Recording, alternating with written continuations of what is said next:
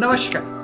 સામાન્ય રીતે કોઈ ઘટના કે ડિસ્પ્યુટ બને છે ત્યારે આપણે સૌપ્રથમ પોલીસ પાસે જઈએ છીએ અને પોલીસ એક કામ કરી આપવાની ગેરંટી પણ આપતી હોય છે. પણ ઘણીવાર જાણકારી ન હોવાને કારણે આપણે આપણો સમય અને પૈસા બંને વેડફી નાખીએ છીએ. હું તમને અહીં જણાવી દઉં કે ઘણા બધા ડિસ્પ્યુટમાં પોલીસ તમને કોઈ જ મદદ કરી શકતી નથી, એટલે કે તેની પાસે કોઈ પાવર કે ઓથોરિટી જ નથી.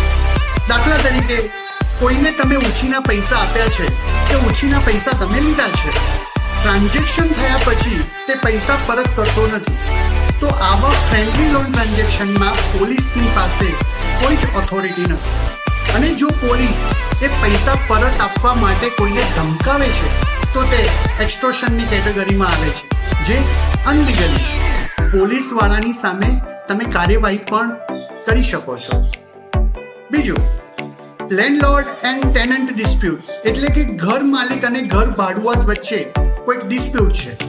જેમ કે ઘર ભાડુઆત ભાડું આપતો નથી કે એ મકાન ખાલી કરતો નથી, તો આવી પરિસ્થિતિમાં પોલીસ પાસે કોઈ જ પાવર કે ઓથોરિટી નથી કે એ આ પ્રશ્નનું સોલ્યુશન કરી શકે.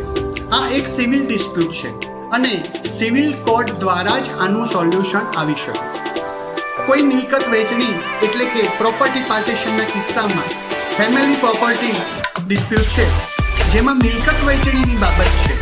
આવા કિસ્સામાં પણ પોલીસ તમને કોઈ જ મદદ કરી શકતી નથી, કારણ કે પોલીસ પાસે કોઈ ઓથોરિટી નથી કે એ કોઈની ઉપર દબાણ કરીને કે જબરજસ્તીથી એને એરેસ્ટની ધમકી આપીને પ્રોપર્ટીનું પાર્ટીશન કરાવી શકે.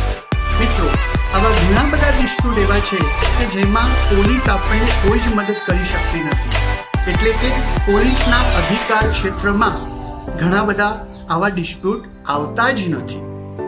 આપની જાણકારી માટે થેન્ક યુ.